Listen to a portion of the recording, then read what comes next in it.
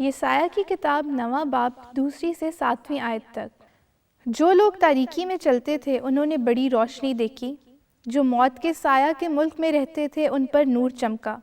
तूने कौम को बढ़ाया, तूने उनकी शादमानी को ज़्यादा किया। वो तेरे हुजूर ऐसे खुश हैं जैसे फसल काटते वक्त और गनीमत की तकसीम के वक्त लोग खुश होते हैं। तूने उनके बोझ के जुए और उनके कंधे के लठ और उन पर जुल्म करने वाले के असा को तोड़ा है, जैसा मिद्यान के दिन में किया था। क्योंकि जंग में मसल्ला मर्दों के तमाम सलाह और खून आलूदा कपड़े जलाने के लिए आग का ईंधन हो गए। इसलिए हमारे लिए एक लड़का तवल्लत हुआ और हमको एक बेटा बख्शा गया। सल्तनत उसके कंधों पर होगी। उसका नाम अजीब मुशीर, खुदाए कादिर, अब्दियत का बाप और सलामती का शहजादा होगा। उसकी सल्तनत के इकबाल और सलामती की कुछ इंतहा न होगी। वो दाऊद के तख्त और उसकी ममलिकत पर आज से अबद तक हुक्मरान रहेगा, और अदालत और सदाकत उसे क़याम बख्शेगा। रब्बुल अफ़वाज की गयूरी ये करेगी। आमीन।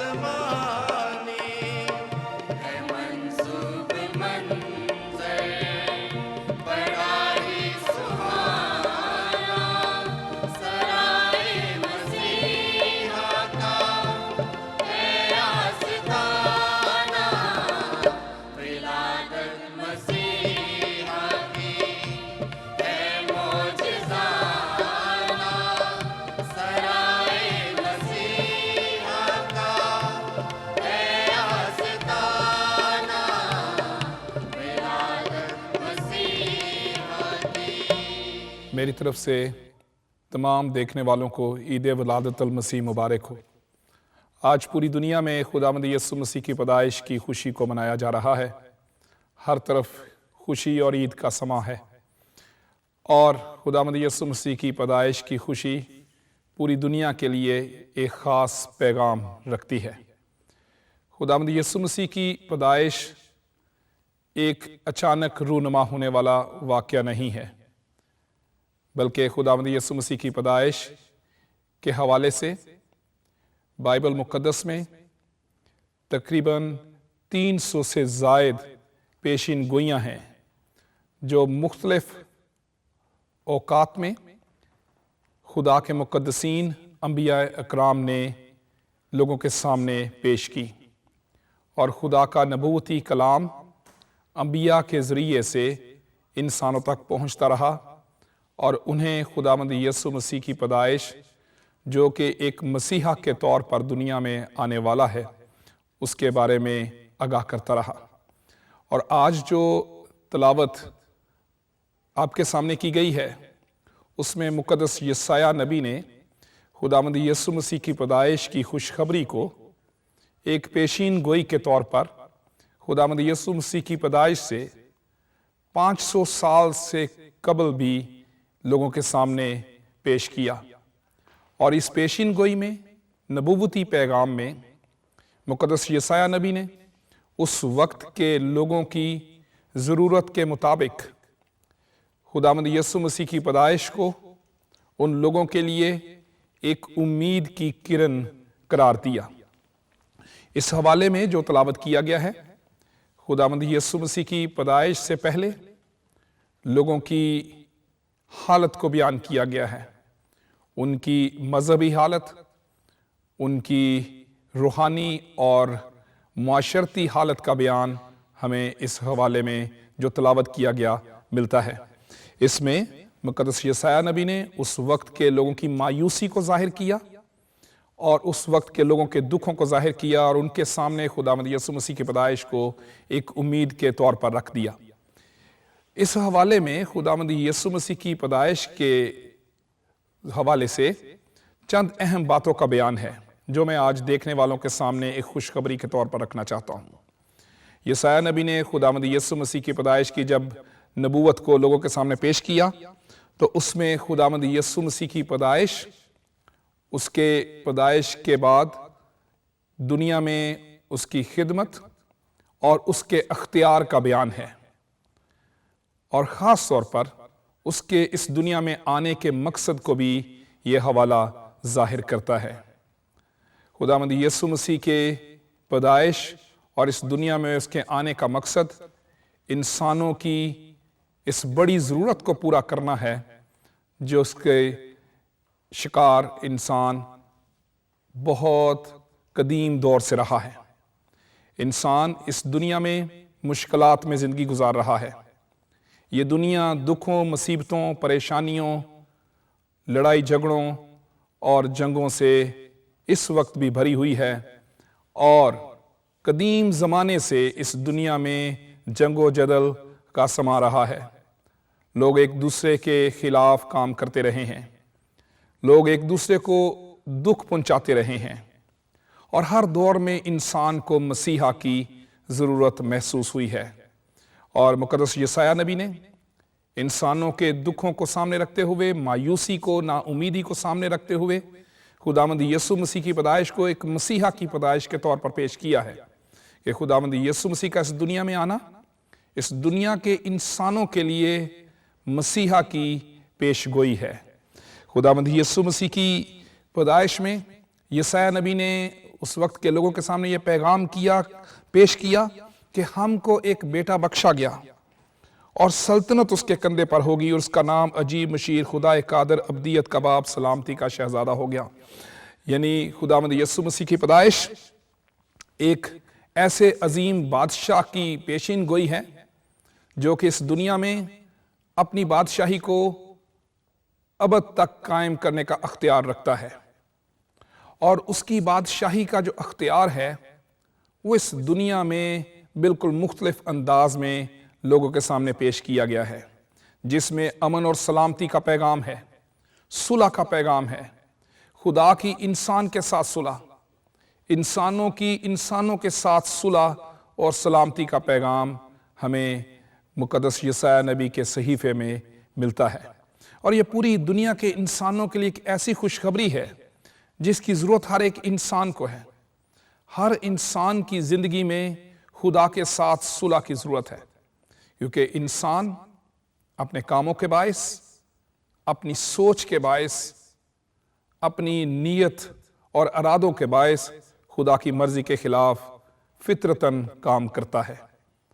लेकिन खुदावंद यीशु मसीह का इस दुनिया में आना, एक मसीहा के तौर पर इस दुनिया में इंसानों के दरमियान जिंदगी गुजारना, इंसानों की खुदा के साथ सुलह का बायस बना और इंसान के सामने ये खूबसूरत उम्मीद पैदा हुई कि वो खुदावंद यीशु मसीह की पैदाइश के मफहूम और मकसद को इस दुनिया में समझने के वसीले से खुदा के पास आ सकता और उससे सुलह कर सकता है और दूरी जो इंसान की नापाकी और गुनाह के बायस है वो ख़त्म हो सकती है। इसी तरह से खुदावंद यीशु मसीह की पैदाइश इंसानों के दरमियान सुलह और मोहब्बत का पैगाम है। पूरी दुनिया में इंसान आपस में जंग और जदल में मसरूफ हैं, कौमें कौमों पर चढ़ाई कर रही हैं, लेकिन खुदावंद यीशु मसीह की पैदाइश इस दुनिया को अमन और सलामती का पैगाम देती है।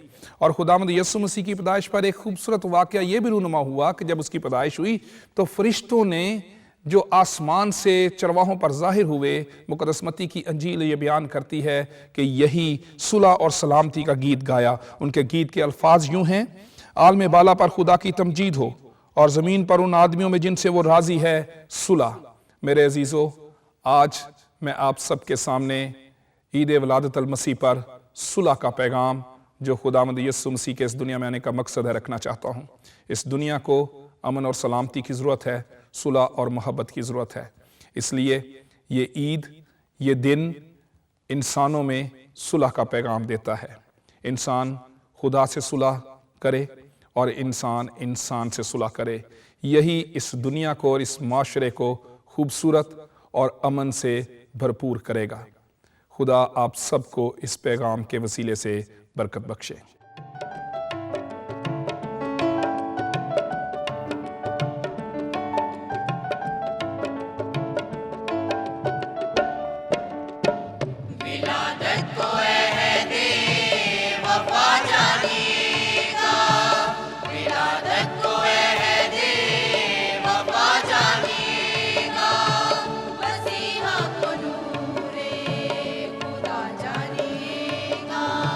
मसीहा